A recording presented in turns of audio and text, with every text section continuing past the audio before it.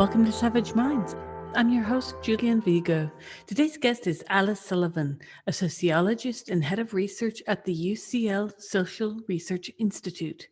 Alice was director of one of the UK's major social surveys, the 1970 British Cohort Study, for 10 years, from 2010 through 2020. Her background is in the sociology of education, and her research is focused on social and educational inequalities. She is an advocate for collecting data on sex in social surveys and for academic freedom to discuss questions regarding sex, gender, and gender identity. I welcome Alice Sullivan to Savage Minds. I came across your name and your work a few years ago when you penned a piece with Judith Suissa, where you two discuss academics who have suffered intimidation by trans activists for not adhering to a particular orthodoxy on gender, specifically transgender issues. Now, we've heard about many such academics in the past couple of years who've been under attack, such as Rosa Friedman, Kathleen Stock, and others. But you too have been at the receiving end of intimidation, all for questioning the trans orthodox view that, to me, I've been working on this for a while in and out of academia, and this sort of reeks of a scientific hokum, namely that biological sex, this is the claim, that biological sex is the social construct, not gender, but gendered identities are bizarrely fixed, innate. And then from the name calling prevalent, on social media and elsewhere, towards many of us who have critiqued the attempt to naturalize gender as innate while also reversing what is scientifically true, despite arguments to the contrary that sex, not gender, is somatic. The term TERF is used, STFU, Diana Fire, on and on. And I've been working on this issue for about 9 years now, outside of academia. And I was not a tenured professor at Goldsmiths, but I found my position bizarrely not renewed after some pieces I wrote in 2013 on this subject. I got into writing after seeing the dumpster fire that was the response to Suzanne Moore and Julie Burchill's pieces, if you recall, in January of 2013. Quite ironically, I found out as I was giving birth at St. Mary's. So there you have it. And journalists too have faced pushback, both from editors, readers, and today it's quite known amongst journalists that the only place you can write on this subject will be right-wing papers. So could you discuss how the schoolyard bullying has been allowed to enter academic discourse, institutions, and why these institutions are kowtowing largely to both the unquestioned rhetoric, because you're not supposed to question it because questioning it is akin to murder, and the bullying? Yeah, I mean, it is really extraordinary and shocking. And obviously you've been in this for a lot longer than I have. And when I first became aware of it, I was just so shocked because these women were being vilified, women like Kathleen Stock, for saying 2 + 2 = 4, for saying things which I thought were entirely uncontroversial, for saying things which the vast majority of people believe and which are grounded in scientific fact. And somehow with this extraordinary rapidity,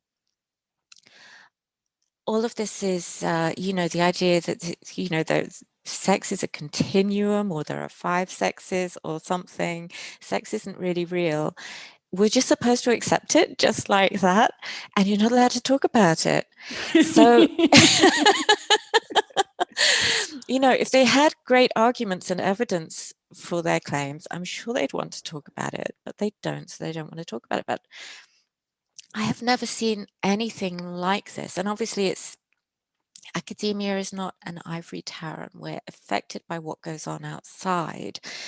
And so obviously one of the things that was happening was that reform of the Gender Recognition Act was being put on the table that would mean that sex was effectively replaced with gender identity, that anyone can choose what their legal sex is, just based on pure choice, not based on any gatekeeping at all.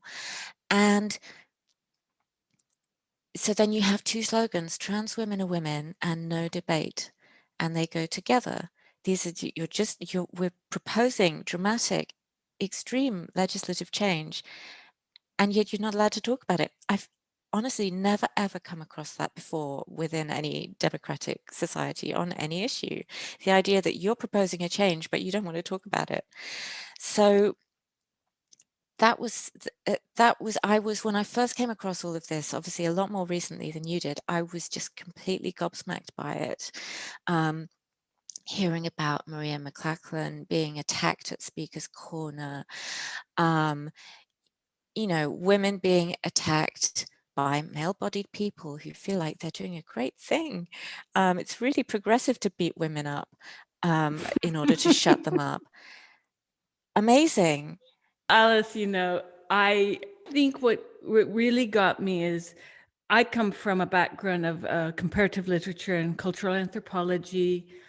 I have taught queer theory. I did it at NYU. I taught it within even classes, graduate classes at the New School for Social Research and later at the Université de Montréal. But what really killed me is that somehow the shark was jumped. After I left that subject, I moved on from queer theory. It wasn't even it was part of my doctoral work. I wrote a critique of Butler for my PhD thesis, which became my first book. And nothing in Gender Trouble says anything about this. And this is part of the problem. Watching Owen Jones' recent interview with Butler, I've had one back and forth with Butler years ago over an interview she granted the Trans Advocate, a blog out of Houston. And what I'm seeing is a lot of what is called gender identity and gender theory, et cetera, while it falls under identity politics rubric, it's based on some rather horrible readings of Butler. And then one must wonder, seeing Owen Jones' recent interview with her, if Butler has even read Butler. Yeah. And because there's so many misreadings of her own work within that interview, because she was never advocating for anything body transformative. It was about performativity. Her first book is all about gender performativity. It's about sort of queering homosexual desire in a certain way. In the States, there were others like Eve Kosofsky-Sedgwick, who wrote Between Men, a really beautiful book about Victorian literature, which analyzed how men express same-sex desire through the women they were with. So think of Déjeuner sur l'herbe, and it's the men in contact with the nakedness through themselves being clothed, but the women being naked. And there was a lot of great analysis in the book. But I really have to say that when I was giving birth that day in St. Mary's, I was in labor and I saw what was going on with Suzanne Moore and Julie Burchill. My first question to someone who had been talking to me about this is how I found out, through a lesbian in London. I immediately called her and I was just like, why is there no public scholar, a feminist, someone, come on, Oxford, Cambridge, someone who is tenured speaking out? Nobody. I don't know if you recall that there were a few blogs written by professors, but they had to sort of go on the down low, you know? And I was just outraged. And so that's how I got in, by being shocked by someone's rant one night during Pride and investigating it and finding out that really things were as she said they were. And I just thought, well, this is not the queer theory I knew. Wow. And then, you know, you take this up from a sociological perspective, hence your work on the census itself and the ways in which language is being used to pervert scientific knowledge, the very thing that these transgender activists claim they are advancing, a new science. Yeah, I don't know if they think it's a new science, but I mean, it is interesting. this was not even on my radar when at the time when you were giving birth and becoming very aware, I'm sure, of your material reality as a woman. Um, and I have never had anything to do with queer theory or academic feminism, for that matter. I'm an academic and I'm a feminist, but I'm not this thing called an academic feminist, which seems to be, frankly, not very feminist and not very academic, except in the pejorative sense of that term. Feminism for me is about solidarity between women and standing up for other women when they're being harassed and silenced. And that is something that the so-called academic feminists have not done. So I just don't know how they call themselves feminists. I guess to them, feminism is a theory. And to me, it's just quite a basic thing that, you see women being oppressed and you try and do something about it.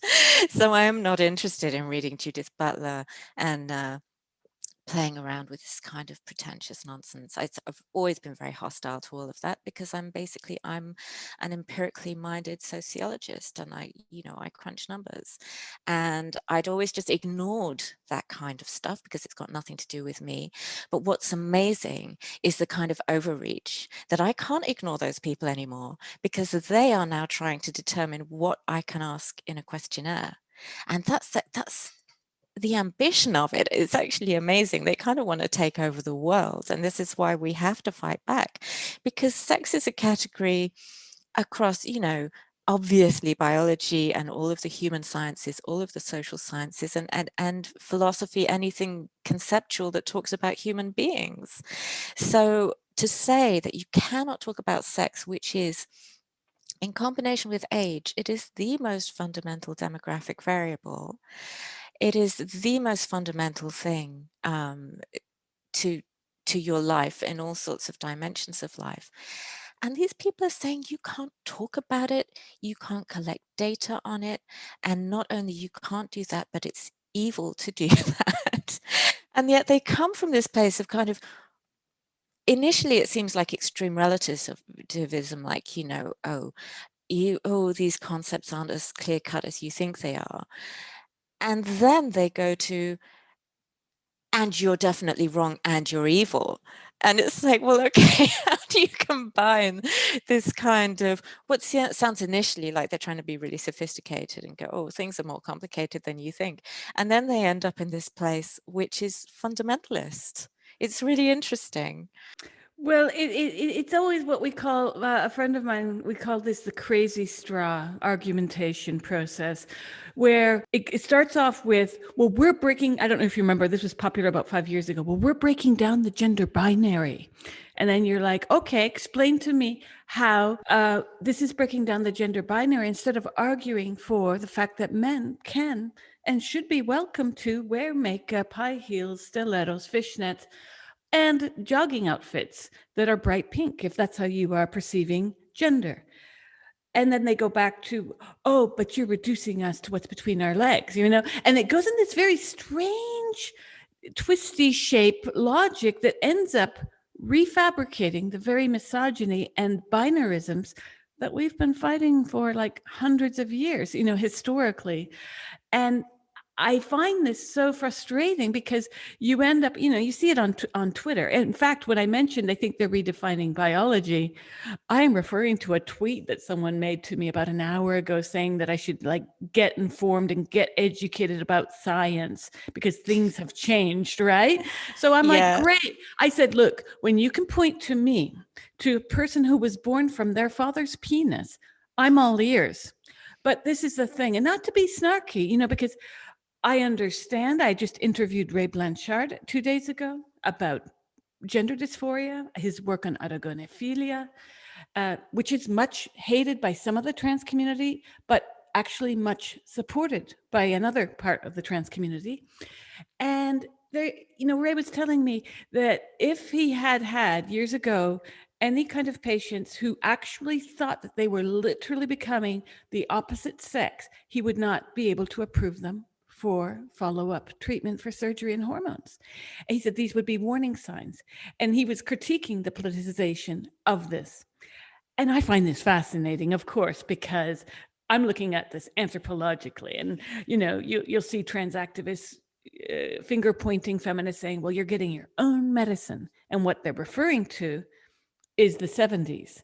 And they're referring to the fact that women tried to make an argument for oppression. So the trans lobby has skillfully jumped on the oppression Olympic train. So, you'll see those kinds of arguments. But the reality, what you have just mentioned, is what's important, not just for your data of your research or for the lives of women, so that after an earthquake, UNDP knows how many tents to send to Haiti and how they should divide the communities, because sometimes they do have to divide communities, separating single men from families, etc. These are safeguarding issues. Now, we're in a world where, you advocated for a rethink of how the census this year would be done. You wrote back in 2019, the guidance acts to conflate two distinct characteristics, sex and gender reassignment, both protected categories under the Equality Act 2010, and will effectively transform the longstanding sex question into a question about gender identity. We are concerned that this will actively undermine data reliability on a key demographic variable. And you talk about the damage and the ability to capture and remedy sex-based discrimination that will be threatened. So what was the outcome of that petition sort of in 2019? Well, in terms of the actual decision on the census, we still don't have one. So I think it's been a little confusing, because the head of ONS, Ian Diamond, went on the Today program on Friday and said sex will be legal sex, but I guess it turns out that he misspoke and a decision has not yet been made. So here we are. The census is in March. It's in a few weeks' time. And we are so close to the wire. We have the academic community speaking with one voice, saying, sex is really important and sex should mean sex, by which I mean obviously biological sex, natal sex. So we're saying if we need to give guidance about how people answer it, we should tell people that they answer it according to what they were registered at birth, because you cannot change your sex. Sex is immutable. What's really interesting is that in all the discussions with the Office for National Statistics, they've clearly been very captured by lobbyists, and they've been talking to lobbyists instead of talking to the scientific community. They can't find any quantitative social scientists who agree with them. And you would think that that would worry them, that they can't find relevant academics. They can find random politicized academics, theologians, and, I'm not kidding, people who are not in remotely the right disciplines to be even talking about data collection. They can find people like that to support their view, but that shouldn't count for anything. So what's been amazing to me is the way this process of policy capture has worked so effectively on organizations that really should know better. It's really shocking.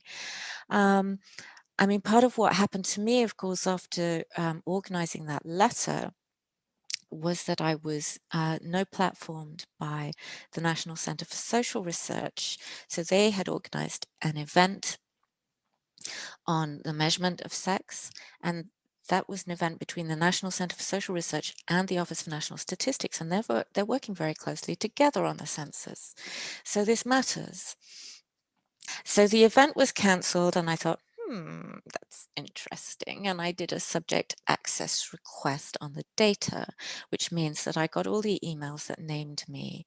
And it turned out that they had not avoided emailing about me. So it was all very clear cut that an LGBT group within NatCen had said that I couldn't possibly be allowed to speak because it would do real harm to audience members.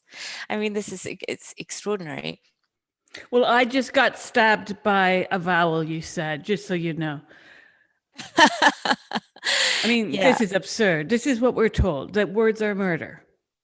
Yeah. And so they had a phone call between the speakers, who would have been ONS and NatSen speakers, and they decided to cancel the event rather than have me speak. So they cannot even hear the view which they knew was absolutely the mainstream view within quantitative social science, because I had already organized this letter with 80 people signed it. I'm sure I could have got far more had I had more time. 10 fellows of the British Academy, absolutely people who run major surveys in this country. It's absolutely clear sex is real, and it's a really important social and sociological variable. It's such an uncontroversial view, and yet you can't be allowed to say it. And that is what seems to me unique.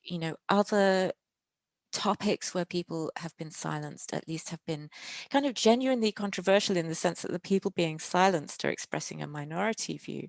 In this case, you can't express the majority view. It's amazing that they've achieved that. Absolutely amazing. And then, of course, it turned out that one of the people involved in that at NatSen, Nancy Kelly, was then appointed as CEO of Stonewall. I was just about to ask you about that. Wild. Yeah. I mean, that's institutional capture within institutional. I mean, they've literally captured her. Right. And I mean, Stonewall has such a powerful role in all of this. They have been so powerful in getting into organizations, and that, hats off to them in some ways. They absolutely understand how organizations work. They understand how universities work. They know that the people running universities love league tables, and so they have their kind of Stonewall index that everyone's going to rush to compete to score highly on. And so then you have the value of academic freedom being thrown out of the window because it clashes with what Stonewall want. Absolutely. And in doing research on other subjects, what I am finding is that many institutions have zero idea about what the Equalities Act does to protect our rights, if we can say women without, getting hate Yeah. mail. So, yeah, I mean, talk about the second sex. We are, I'm finding when I do requests of information, researching articles, I had a discussion this morning with the Quality Commissioner's office, and they don't know anything about this. I was able to suss this out in a very long discussion, almost an hour. And I was a little shocked to find that, because this has been all over the media, right? Like, obviously, women are coming to understand what's going on about our rights. Let's say now that Biden has rolled back rights for women with his executive order last week, there'll be people who know more about it. Let's say if they are sportswomen, because they have seen directly what's happened. There will be other people who are less able to, because perhaps they're teachers and they've been indoctrinated. Because Stonewall, also the version of Stonewall in the US, like the HRC, they have extreme reach. I've even found out that the HRC spends millions, on the order of 14 million a year, on fake news. Okay. They legally don't have to reveal everything, so I wasn't able to dig as far as I wanted, but the capture is happening, and it's happening, as you well know, with Twitter and Facebook booting women who say that the penis is not female. Who would have thought? That's where we are. Galileo? No. And now we're seeing this very perverse blacklisting happening within institutions, big tech, and then, you have to always worry if your boss is going to get a phone call about you, or an anonymous email, as one teacher in Wales has happened. He lost his job because someone trolled his social media account and saw that he did not agree that men are not women. And it seems that there's not much protection for people in these positions, Like, you can have a letter, like as you mentioned, and people can sign, and that can be pushed, but who knows what's going to happen with the census this year? And what will the outcome of that be, Alice? Well, maybe next week we'll know the answer to that question. At the moment, all I can say is that I continue to push very hard for natal sex, and I hope that whatever the outcome is, that it will not be self-ID. There are a number of other options in between. So we will see what happens with that. And the reason why it's so important is because it sets a precedent. We're seeing sex falling away from so many other data collection exercises. So, for example, we have mandatory gender pay gap reporting in this country, but ACAS has told companies that should be based on self-ID and that they can actually exclude non-binary employees from the data. I mean, this is one of the craziest things. The idea that if you're not binary, you don't have a sex. Of course you have a sex. And your employer can perfectly well tell, for example, if you're a woman of childbearing age, declaring that you're non-binary does not remove your oppression. Or, okay, maybe it does. Maybe it does, in which case what we need is good data on both sex and gender identity in order to test that hypothesis. If by declaring yourself non-binary, you can remove sex-based oppression and get paid the same as men, great. I think everyone will do it tomorrow, but we need accurate data to find out whether that's true. We see the same thing with crime data. Police forces are allowing the offender, the perpetrator, to choose what sex they are declared. Obviously, the victim has no say in this, and that it's really important. People often think, oh, it's such small numbers, it really doesn't matter. Well, if you think about violent crime, and particularly sexual crime, it's really obvious that it does matter because there are so few female offenders. So just a few men switching from being registered as male to female can make a dramatic impact on the data. So, for example, there was a story just last week in the news where the BBC was reporting that there'd been this huge uptick in the last few years in female child sex offenders, so females doing sexual offences against children. And so there's a question there. Is that real? Or is it artifactual? Is it because of a change in the way the data has been collected? People asserting very strongly that, oh, it's only gender identity that matters. How dare you assert that women couldn't be doing these crimes? Well, I'm not asserting that they couldn't be. I'm saying we need accurate data in order to test that hypothesis. If we've got both sex and gender identity, then we will know. And we can find out whether that uptick in supposedly female crime is actually based on just a change in the way the data has been collected.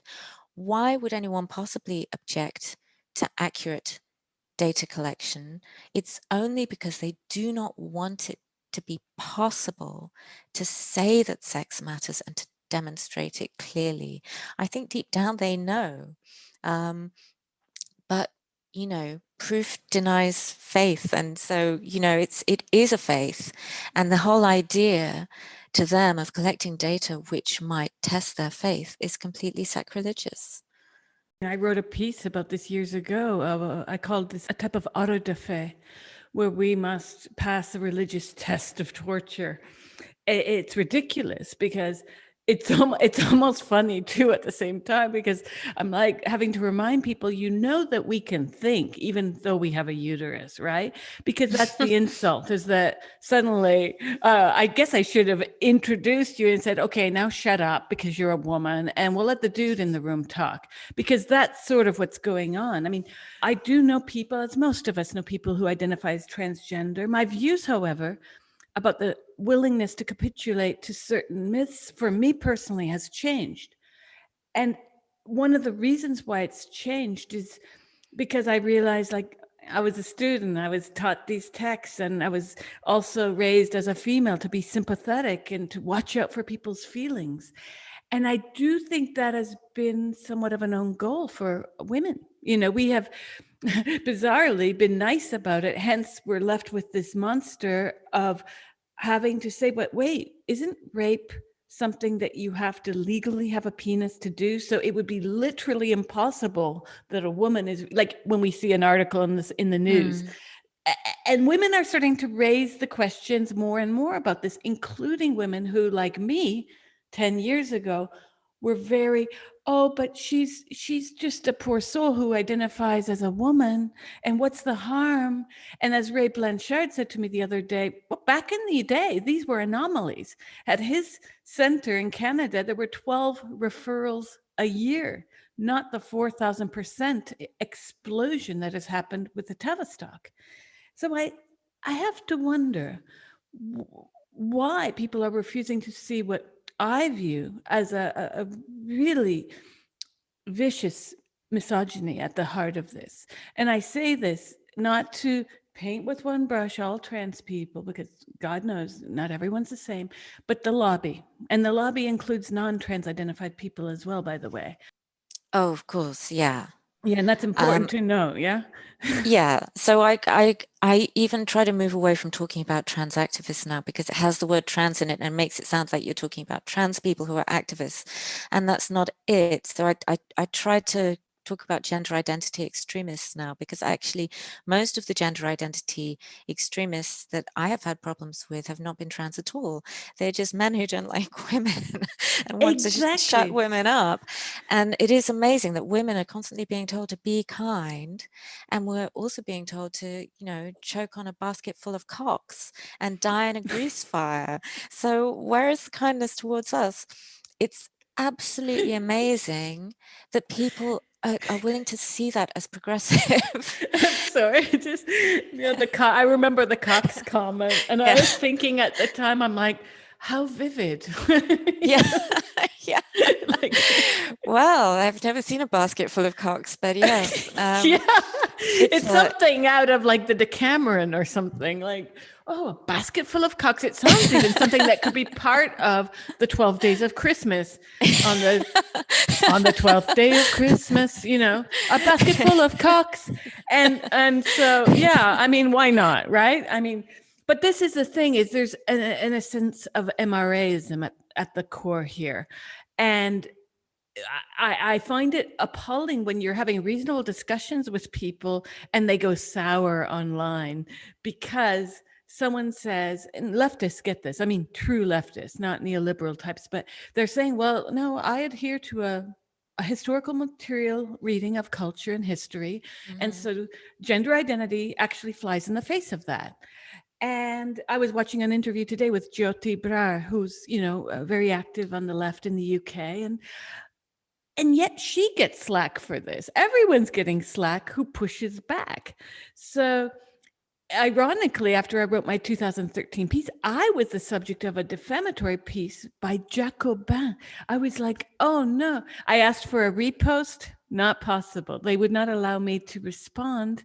Uh, that was murky. But what I'm finding is, I've recently had an issue with Sage Publications. They ran a trash piece. It's not even actual peer-reviewed articles in the quality that you or I would call peer-reviewed articles. I call this peer as in I brought a 6-pack of beer to the pier, drank it, and approved the article, because what they ran in the sociological review calls women a TERF on every other paragraph, if not every paragraph. It's a publication that's been devoted to attacking all of us who are stating something that quite kindly we're not, advocating. I've never seen anyone, from you to Stock to Freeman to anyone even outside of academia, say transgender people should be put in camps and should be refused human rights. No. Why the hyperbole, do you think? Yeah, that's interesting. That special issue in the Sociological Review was absolutely shocking and shameful. I think that's the oldest sociology journal in this country, and they've just completely destroyed their own credibility. I don't think anyone of any seriousness would want to publish there now. The hyperbole is a massive feature, isn't it? So I saw a tweet by Joe Grady this morning. Joe Grady is the head of the UCU University and College Union, and she tweeted that debate is violence. Now, No, it isn't. It isn't. Debate is not violence. And conversation is not harm. And, you know, nobody is denying anyone's existence. So the hyperbole is really interesting. The slogans.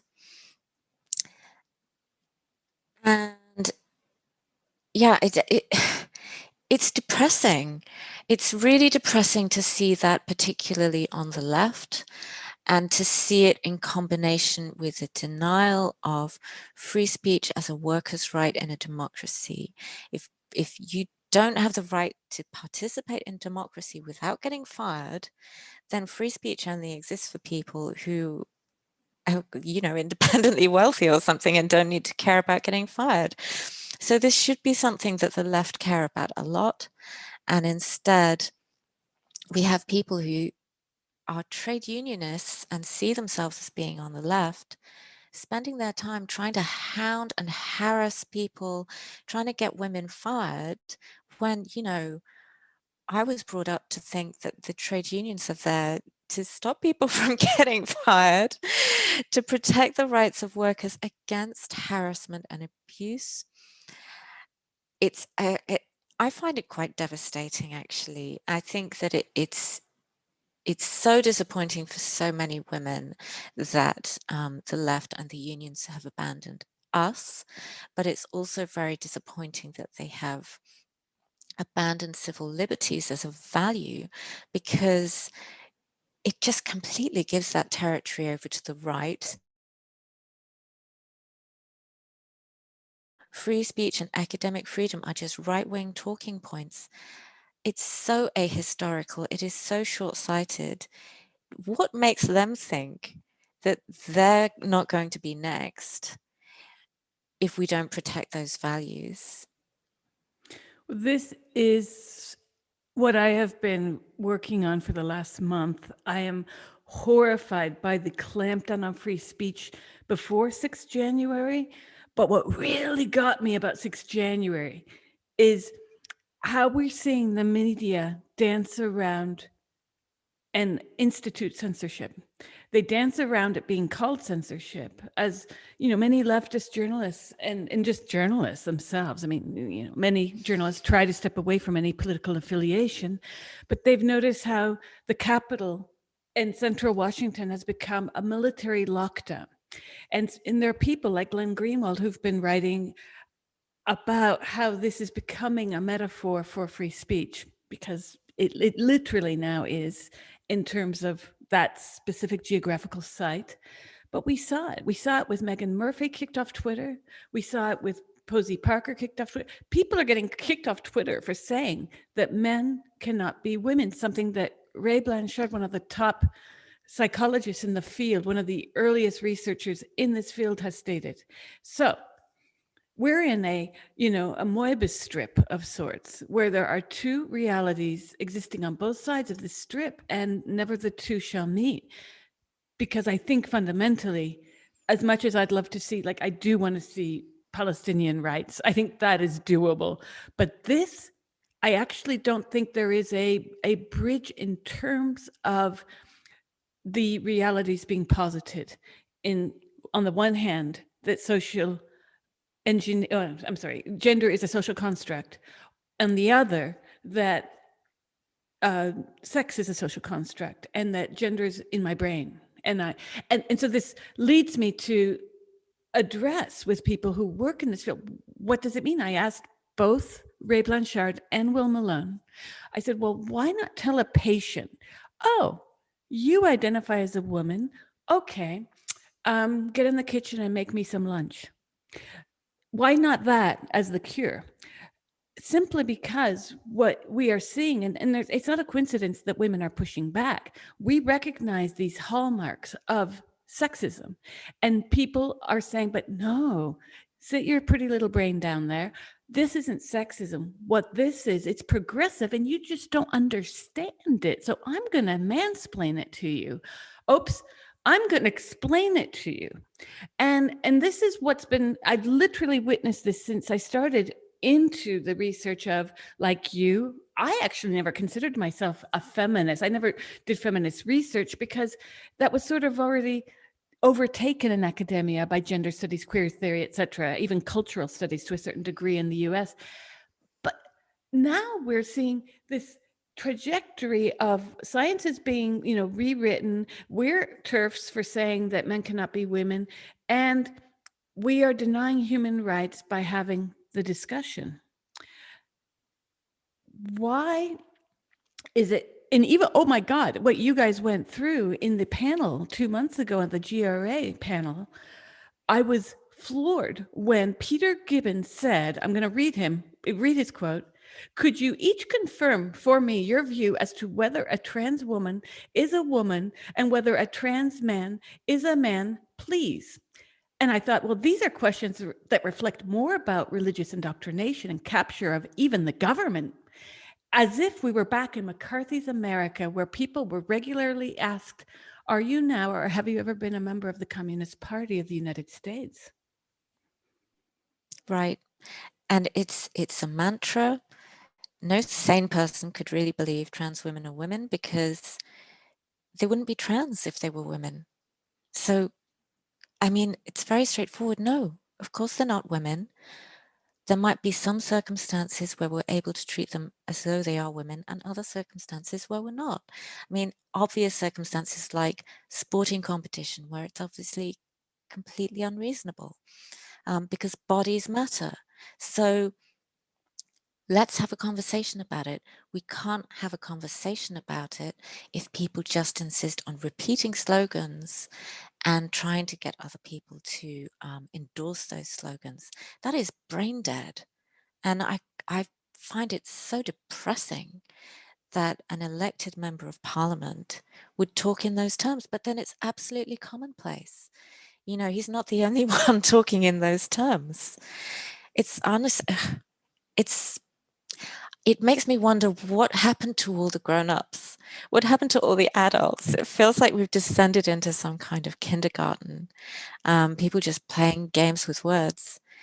And the consequences are very, very real.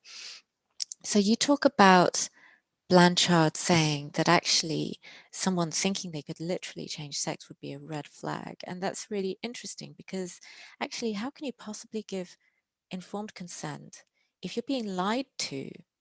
If you're being told that you can literally become the opposite sex, well, we know how serious these surgeries are that people go through, and young girls having hysterectomies, being given testosterone, and so on. It's very, very serious, and they do it on a promise that they're actually going to become men, and it's not true, and it's heartbreaking. And this is with the scandal that's unfolding at the Tavistock, you would hope that that would make people realize academic freedom is not an abstract value. They were criticized for not collecting data, not keeping records on things like the proportion of autistic girls that they were seeing. And, as a sociologist, the idea that we look at this rapid phenomenon of, young girls identifying as trans and say, oh yeah, nothing to see here. Obviously, this has always been the case and we just never noticed before.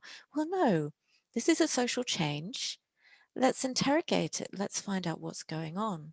If you can't do that, there will be victims, and those victims will be among the most vulnerable in society.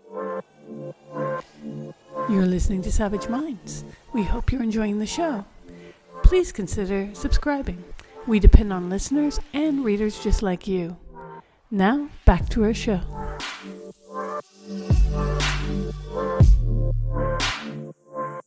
What struck me about the Kira Bell case was not only her age or the other personal factors she had lived through in her life. It's the push towards this that comes from everywhere. I've often said, and I do hope this will be investigated honestly in the future, in the very near future, that I think media has had a heavy role to play in this. We see it. Look, I publish many pieces with Counterpunch, love Counterpunch.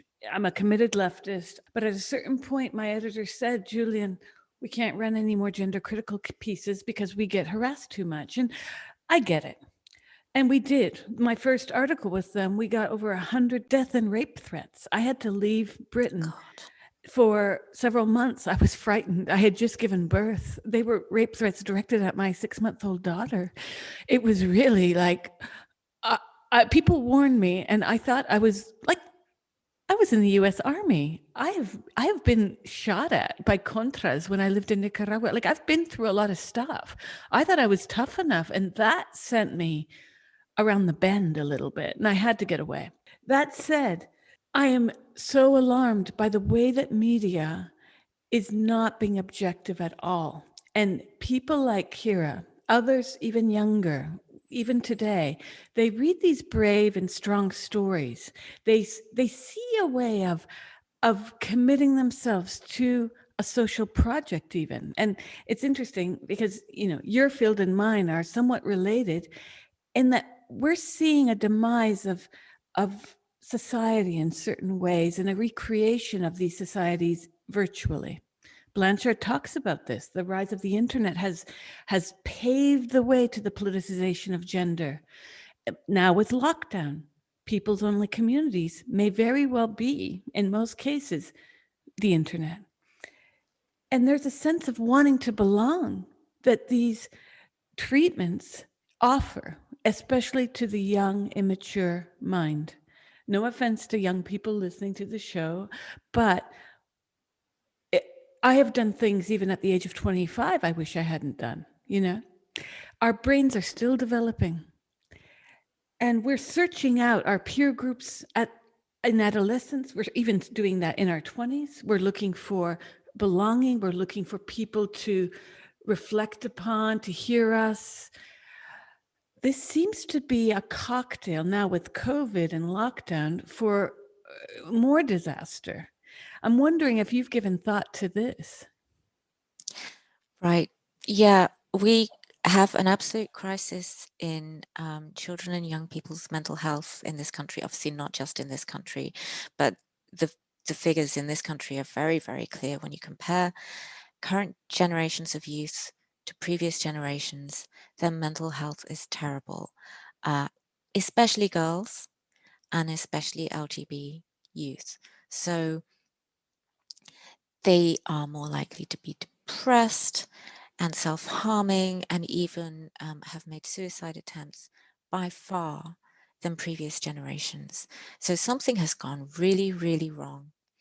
And it seems to me that we should at least investigate the possibility that the huge increase in girls presenting at gender identity clinics is related to that mental health, that wider mental health crisis, and that we need to be treating mental health in a holistic way rather than sending people down a gender identity pathway where, if all you have is a hammer, you're going to see everything as a nail. It's obvious that these girls have a lot of comorbidities that need to be addressed and often have been through traumatic family experiences and so on. Some of them will be gay, some of them won't. We also, I think, need to step back and think, why is the mental health of young people in this generation so bad?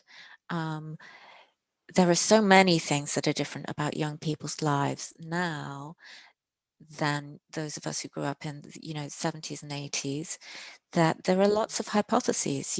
Is it about the restrictions on young people's lives where they're not actually going out and having independent time and doing some of the naughty things that previous generations of young people did, like drinking, smoking, and having sex? If you look at the figures, they're so much less likely to be doing all of those things because those things demand human contact. They're under much more academic pressure. They have to deal with social media. Now, I don't know the answers.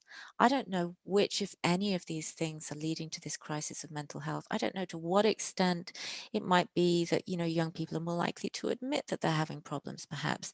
But there's definitely something going on here which demands investigation. It seems unlikely to me that it is unrelated to this gender identity stuff. You know, we're witnessing this huge phenomenon among young girls. Can we at least step back and ask the questions? And this is again where, you know, the gender identity extremists saying, no, you cannot ask those questions and you cannot write about this, is so damaging. When you think about, for example, Lisa Lippman, who wrote one of the first papers examining this, talking about rapid onset gender dysphoria and the way that friendship groups, peer groups, are really important to girls in terms of their identities. She was absolutely monstered and they tried to take that paper down. Now, that is not healthy. Fine, disagree with it. Say that the methodology isn't adequate. Do another paper that challenges it.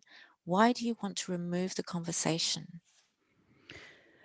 Surely she even had to write an addressing of this, which was well received, as was the first draft. I've spoken to Lisa various times over this because she was also in a position within the university that this does put one's livelihood at risk. You know, I mean, women have to eat and sleep and all the things that men do. Surprise, surprise. And it's not a coincidence that people are going after one's livelihood for the crime of research, for the crime of putting facts on paper. If you disagree with those facts, if you think the methodology, like you said, was incorrect, show me. Again, the tweet this morning about my getting educated, someone responded and put up some scientific graphy stuff, and the person didn't like it. Silence. Silence. I don't like that. I was like, well, color the lines differently then. Well, this is the strange paradox we're living in. This, I compare this to the medieval era, you know, again, auto da fe on the one hand, McCarthyism, are you or have you ever been a communist? Having to address that trans women really are women. Or how many times have you had to start sentences with, I believe that trans people are human and should not be discriminated against. But, you know, it's like, why are we having to make these really ridiculous prefaces? I mean, it's clear that everyone, not just trans identified people, should have rights. But we're put in this position of having to define our terms for speaking. I mean, it really, I keep thinking of Virginia Woolf, A Room of, you know, One's Own, and how can we get back to being subjects in and of ourselves without having to preface everything we say with, I know I got a lady brain, but here's where I am standing. And I spoke, you know, when I spoke with Marcus Evans about the Tavistock tragedy, you know, we spoke about the lack of data, and this is not a coincidence. When you don't have data, you are free to ka-ching, ka-ching, ka-ching. And then when I say that, obviously the NHS isn't a for-profit service like the US, where these clinics have blossomed, and they are happening at such a huge rate where you're seeing experts allegedly in the field on YouTube videos saying that, you know, if children as young as, you know, 1 year can identify as transgender, and you just have to look for the signs. And I'm watching these videos thinking, where is the oversight of this kind of a behavior professionally? Because it's really sanctionable. Aside from the academic pressure you and Friedman and Stock and many others have faced, there's this bar that seems to change constantly. On the one hand, this is what Blanchard also pointed at. When you have privatized services, like in the US, people want the rubber stamp that it's a mental condition. On the other hand, you have in more socialist medical states where people are saying, well, it's not a mental condition, but I want this covered. So we have the paradox of, is it or is it not a psychiatric condition, which is another issue, but it all fits within the narrative of the political, because when you said, in fact, you said at one point, grown-up, mature adults do not talk in slogans. This was at the evidence you presented at the GRA panel. We need to think about the fact that there might be contexts where we want to treat trans women as though they were women and trans men as though they were men. Now, I'm playing devil's advocate here. Is it not the case that what women have been pushing back, especially throughout the 20th century, is to not be treated as women, in the sense of those were the frameworks of sexism. You just sit down now, your husband's back from the war, get out of the factory, get back to the kitchen, I'll have an omelet. Yeah, I guess, and I guess that's a lot of the time the argument you get from people that, oh, somehow by acknowledging women's biology, you're being sexist. And it's like, well, no, actually, that's crazy. Acknowledging people's reality and their right to group together as women, to self-organize politically, to speak about our own experiences, that doesn't mean we're saying we're inferior. It means we're saying we are female and we have these experiences, some of it really is just biology. I mean, when you look at, sports competition, for example, it's like, well, I'm sorry, men are stronger and faster than women, and it's not sexist to say so. But it's cis Um, sexist.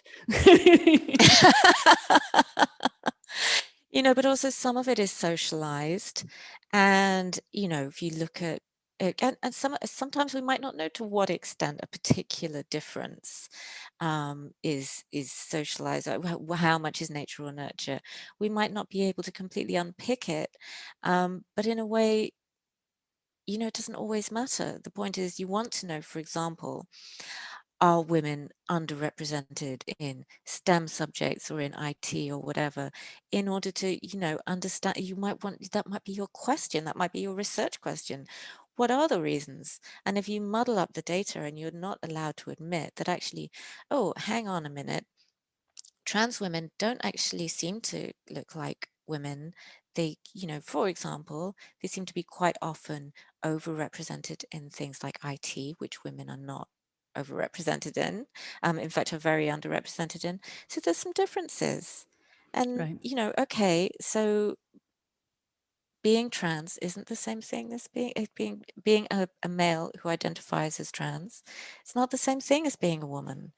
I think it's just obvious. I'm just stating the obvious here. And to state the obvious is not in any way to deny anyone's human rights. I absolutely believe in universal human rights, trans people's human rights. If trans people are being harassed at work, or any of those kinds of things, I absolutely think we need to deal with that. I support their employment rights, their rights to free speech. But it's interesting when gender identity extremists are talking, they don't have to preface what they're saying with, of course I accept women's human rights. Right. Because no one seems to care about women's human rights. As a cervix haver myself, I'd say no, but this is where we are. I mean, the research, the cancer research. Oh my God! My first thought when I saw cervix havers, uterus havers, menstruating people, etc., I just kept thinking, how are immigrant women going to understand this? They're learning English, many of them. But then, relatedly, I love it when the gender identitarians post on social media articles from like Pakistan and Iran and India about how progressive these places are for trans people. And the irony bell seems to never go off to them that we know that Iran uses and has used sex reassignment surgery to ungay the gay. And this is not a secret. We also know that India and Pakistan, because similar cultural traditions, obviously, for obvious reasons, they are also not so progressive, especially for poor women. What I find ironic in all of this is the way that culture and people of color, especially, are being co-opted within the trans narrative to sort of use as body shields. Now we are untouchable because we're referring to these other cultures, and if you argue, then I'm just going to tweet back, "You are racist, POS," or whatnot. And I've seen this in action. This happened when Deirdre O'Neill and I wrote an open letter. We had a petition. People signed it in many numbers when the British Film Institute had a special weekend for women filmmakers. Who did they have as the keynote speaker? Monroe Bergdorf, who is neither a female or a filmmaker. And we were like, what the heck? I mean, we are both struggling filmmakers, and this is what you're offering women in the UK. Now, a lot of people were raised awareness of this issue at that time. At the same point, I got tweets saying, "Oh, you're just a racist." I'm like, "Ugh, is this where you're going?" Because that's the way that the arguments have been used to deflect criticism. Racism 101. And yet, with the need for data, the lack that Marcus Evans spoke to me about, the rise in suicide amongst girls in the UK, I believe it's from 14 years of age through 17, no one's wondering why so many girls might want to be boys. Would this be the ripe terrain to study that? Yeah, I mean, it's really interesting, and I saw the private eye review of Abigail Schreier's book about this phenomenon, and it said, it was talking about girls' hatred of their bodies, and it said, for previous generations, the answer to these questions would have been feminism, but now it's to become a boy, and that is it's so sad, because obviously we can all fully understand why girls might not want to be girls, why they might want to be boys, why they might want to say they're non-binary and therefore think that they can reject the trappings of gender altogether. And it's just so sad, because I think as women with a bit more life experience, we kind of know that they're in for a rude awakening. And we're completely on their side, even though they don't know that. They think that, they've been told that everyone who wants to question and talk about this hates them, hates trans people, wants them dead. And it's so awful. Can you imagine thinking that everyone wants you dead? I mean, Yeah. it's such an unhelpful thing to be saying to people. Yeah, I mean, it's heartbreaking, and those kids have been so badly let down by the people who were supposed to be the adults in the room. And the whole thing has really made me lose heart in our institutions and our democracy, because it's being left to such a small number of voices to speak up for reality, to say actually 2 + 2 = 4, and to speak up for a duty of care for young people. And if everybody who is skeptical about gender identity extremism just spoke up at once, it would be over in a heartbeat. Well, the irony is this. I think a lot of the gender extremists in private don't actually believe for a second that one can change sex. For a second. I have wanted to prank Owen Jones. Maybe I should do that next time I'm in London. Invite him out for a drink and ask him to suck my male clitoris and see how he reacts. Because no, but we are told to, suck my female dick as another die in the fire, grease fire, basket full of cocks. We could rewrite the 12 Days of Christmas with all of these. I'm just realizing I love rewriting songs. And, there's a certain illiberalism at the heart of this. I mean, many of these extremists, well, I'd say all, believe that the wokeness of their movement has put the stamp of Jesus, Muhammad, every prophet in history on them. But we're seeing a failure of democracy by the capture. There's institutional capture all over this. How many universities have that Stonewall logo on them, much less, scientific commissions?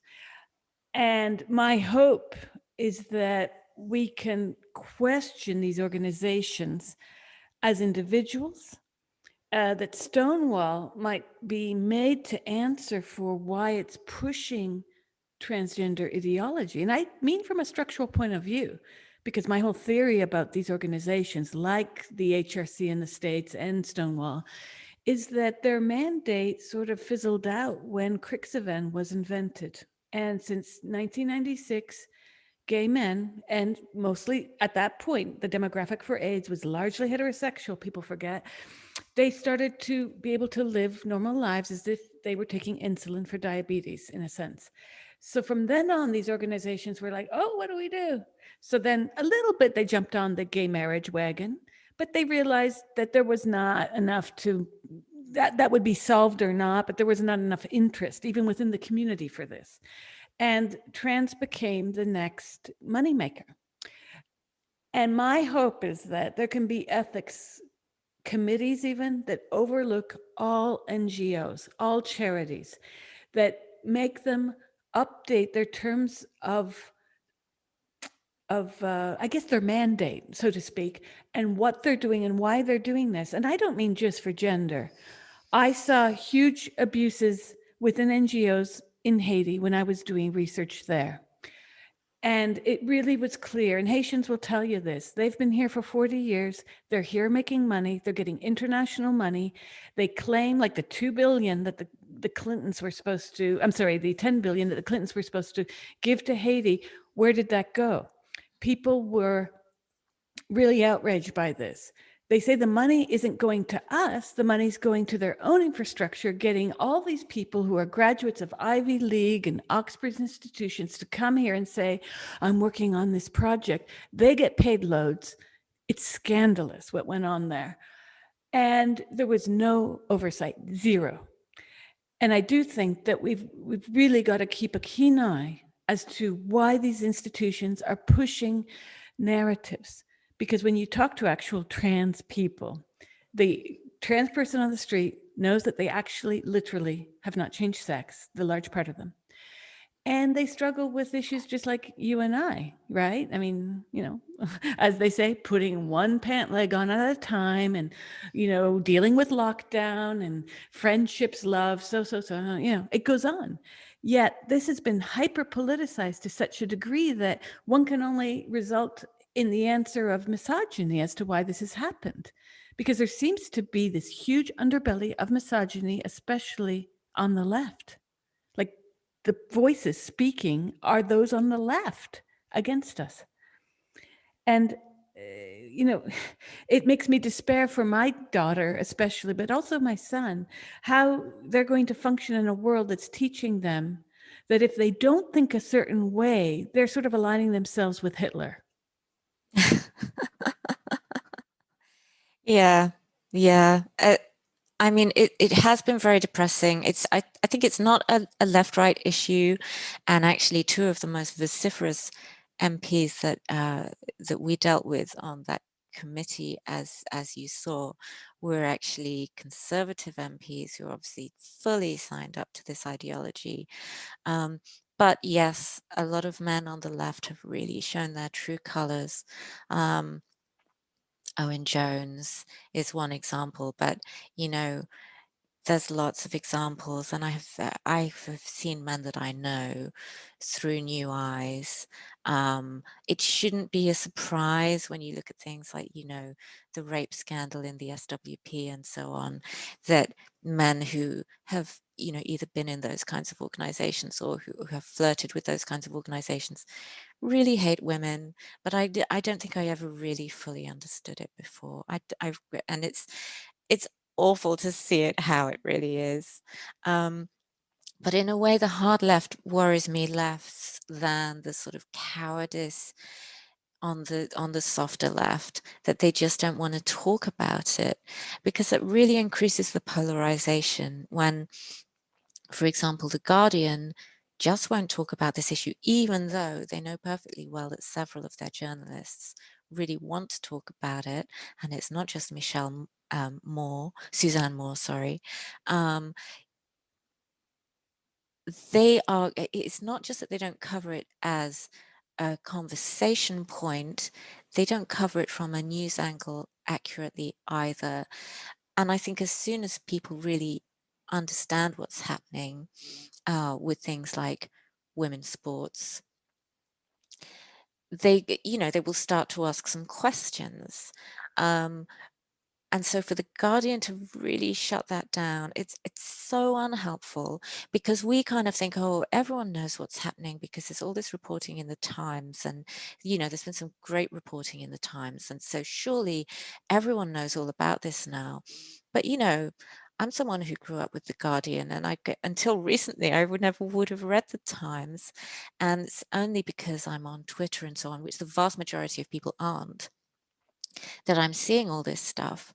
If you're, if you're someone who's a Guardian reader, maybe looks at the BBC website occasionally, how much do you really know about it? Probably very, very little. And so it's easy to fall in with this narrative of just, well, oh, it's just about trans rights, when actually it's not about trans rights, it's about removing rights from women. And it's also about what's happening with a medical scandal that mainly affects young girls. I think so many people have been parroting this line that, oh, it's just like gay rights. And, this is like the challenge for our generation to be on the right side of history, as they say, which is another of the slogans that I hate. But it's, they don't stop and question, well, hang on, we've got co-founders of Stonewall who are turning around and saying this is wrong. And gay people never asked to be medicalized. In fact, they asked the exact opposite. Stop trying to treat being gay as though it's a medical condition, because it's not. So, is trans identity something that needs medical treatment? If it is, then how can there possibly be an analogy with being gay? And as you say, the homophobia and the enthusiasm which some countries have taken on this idea, and some parents, it has to be said, have taken on this idea that they can take what would have been a tomboy daughter, possibly a lesbian, and turn them into a boy, and take an effeminate boy, possibly gay, and turn them into a girl. That is homophobic, fairly obviously. And it just doesn't seem to have any real parallel with gay rights. That's just a line that Stonewall promotes. And I think, as you say, they ran out of fights, particularly after gay marriage was accepted. But they didn't need to see it like that. Mental health among LGBT youth is really, really bad. Stonewall could have turned around and used their great resources to say, let's try and deal with this mental health crisis, which is so under-resourced. Children and adolescent mental health services in this country are on their knees. Maybe Stonewall could have turned in that direction and actually done some good. But as you say, it's a multi-million corporation effectively. And what they're doing is in their own terms, they're incredibly successful. Like when you say this isn't political, I would like to address that simply because what shocked me about my seeing the misogyny on the left is that I was unaware that there was so much misogyny on the left. I expected it on the right? No access to abortion. Jesus tells you that you should be in the kitchen making pancakes, etc. So that's, that was the shock to me. Also, when I left academia and entered journalism, try and pitch a piece on this subject to anything on the left. And we've seen the debates even amongst ourselves on social media. There have been debates amongst feminists saying, well, you've allied yourself with the right-wing organization. There have been criticisms of Wolf, but then women in the States are like, we're getting the death knell. And they were right, because look what happened last week. And so it's almost like we have no other choice than to even start reading, The Spectator and whatnot. The left-right paradigm has been broken because of many issues, from free speech to some on the right might even be using this as a way of gotcha later on. We've seen that in history. But I do worry that the access to information is being barred. It's a perpetual cycle. It's what would it be called, a tautology, where if you can't collect data, Alice, for your investigation to see, based on what Ray Blanchard told me the other day, he says, anecdotally speaking, he's seeing far fewer cases of his previous clientele of largely what would have been gay men who were repressed growing up and told they were girls. That is becoming less. And might that be the case because gay identity is more accepted today, so they don't feel the need to identify as women? Like, who's doing the study? And can we do the study if you are forced, and let's say you're doing the study, to refer to everyone by unknown names because you don't even know if they're really male or female, because, hey, it's a bingo game at this point. And so we do need the data. We need to know why the 4,000% explosion in recent years of girls and why the homophobia against young lesbians. I don't think it's going to be that they need to identify as non-binary to get out of being raped. Right. Yeah. I mean, and again, wouldn't it be great if Stonewall put some of their resources towards supporting young lesbians? And you touched on the point about media outlets, and it's such an interesting move that we see performed all the time where, you know, we're not able to publish in outlets like The Guardian, for example, not because there aren't plenty of journalists on The Guardian who agree with us, but because, you know, it's deemed to be, for whatever reason, I guess they think it's commercially, they're so reliant on US clickbait now, or maybe they just don't want the hassle, I don't know. But you can't speak there. And so you write for The Spectator, for example, and well, you're evil now, so I'm not going to listen to you and I'm not going to read what you said because it's in The Spectator. So, but you're not being silenced because you're in The Spectator. So it's so interesting, isn't it? Because I guess it's a move that's always been made by men on the left. You know, why don't you just shut up about this for now? Because, you know, there are more important things and you shouldn't be, you know, dallying with the right.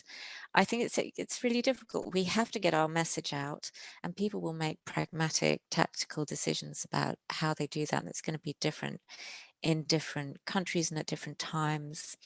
I think it's hugely important that we have principled trade union leftist women very clearly flying the flag for the fact that this issue is an issue for women on the left. They will keep, you know, men like Owen Jones will keep saying, oh, they're right wing, they're all fascists. But there they are, you know, women like Ruth Sawatka and Kiri Tunks. And, you know, you'd have to be insane to think that they were right wing, let alone that they were fascists. So, you know, we're here and we're at least, I think this is an advantage that we have in the UK, that actually there are lots of left-wing women standing up and organising and making the arguments, albeit we sometimes have to make the arguments in outlets not of our choosing. It's almost as if we're back in the day also when women would talk and they're just not heard. So you have to sort of speak. It's amazing how many times we have to repeat the same thing to be heard once. And like Kiri Tunks and Women's Place UK, they received all kinds of flack for simply organising talk. It's absolutely extraordinary. And of course, a Woman's Place was set up after the assault on Maria McLachlan at Speaker's Corner, in order to allow women to discuss proposed legislative change in a democracy.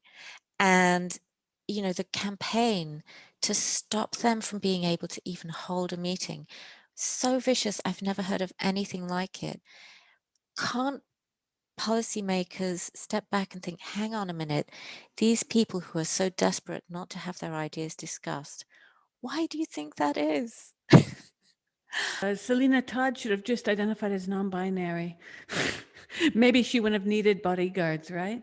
Yeah. I mean, we're really at an era of not being able to discuss civilly, even through disagreement. I do not want trans-identified people to not speak their mind. I simply want us to be able to speak peacefully together, to disagree peacefully together, no hyperbole, but let's just talk. And we're in the thick of it now. And COVID has brought this out, I think. It's brought out the authoritarianism in everyone. And I wish it hadn't. What are the resolutions to free speech around this very touching issue, touching our lives, that seems to be going, it's going forward, but it feels like a cha-cha-cha. 2 steps forward, 2 steps back, if you know what I mean. I absolutely know what you mean, and it's exhausting, isn't it? I mean, the people that we are doing battle with are so well funded, and they have all of the mainstream organizations that should have been doing the work. So you think of organizations like Liberty in the UK, it used to be called the National Council for Civil Liberties. They are supposed to defend our civil liberties. They don't do that anymore, and that's because they've been captured. So it's left to grassroots organizations, people like Women's Place and Fair Play for Women, and individual academics to try to do this lobbying work, to try to talk to legislators and try to save our organizations like our trade unions and so on, and our data collection. It's a battle on so many fronts, and we all have full-time jobs, and it's exhausting. I think we are winning. I think we're at a point now where there is work being published. There's a few journal articles, I was able to publish a journal article on sex and the census, and I've seen a few journal articles coming out about things like sex and sports science and sport ethics.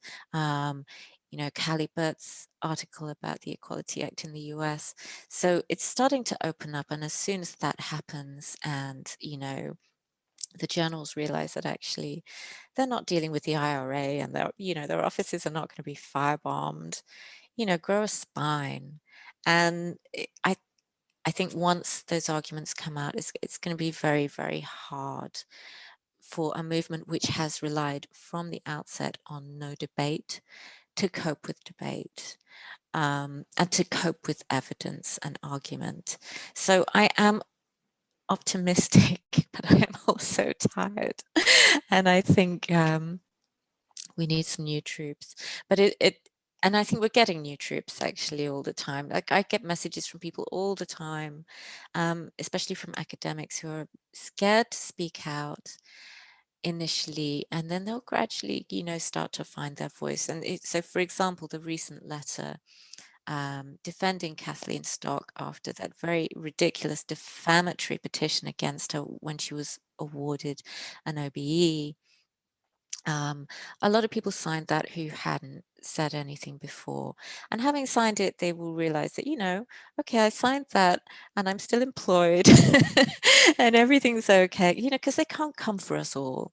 And I think it's interesting that a woman like Kathleen is saying things which are just common. Yes, she's a philosopher, but she's basically saying, sex is real, and it's not you can't literally change sex. You don't need to be a philosopher to understand that, but it is really important to have someone speaking up in defense of, conceptual integrity as a philosopher. But she is made into this absolute demon. Like, she is a witch, and she has to be burned at the stake, even though the vast majority of people would agree with her, and even the vast majority of philosophers would quietly agree with her. So she's become this kind of symbol, this witch. It just fascinates me to see it playing out. It's as a sociologist, it is both fascinating and terrifying to see how fragile our academic norms actually are, in terms of, not just in terms of civility, but in terms of kind of norms of rigor, norms of discourse and analysis. It's really shocking, and I know that social media is part of it. Social media makes it much easier to organize a mob. But social media doesn't mean that people have to give in, because frankly, a Twitter storm is not a kneecapping, it's not a firebombing, it's just a Twitter storm. All that people have to do, all that institutions have to do, is actually wake up and realize that they can stand up to this. And if they all stand up to it, then there really won't be any consequences at all.